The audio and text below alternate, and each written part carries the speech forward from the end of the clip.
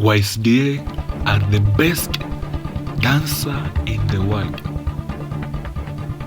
but unajua ni aje? Huwa wajionyeshi watu ile neema ya roho ya Mungu imeweza kuwashukia. So mara mingi wao utaweza kuona kwa matching style, ama kwa harusi, jinsi wanavyomtukuza Mungu. Sijui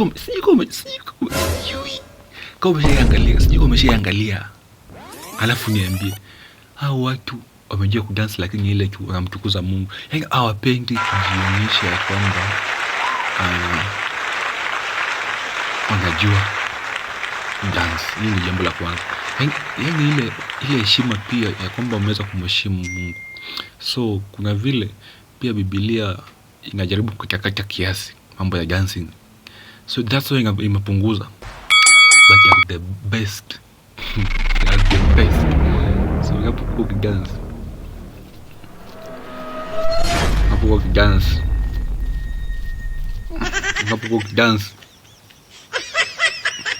usidhani unajua kudance kuliko SDA.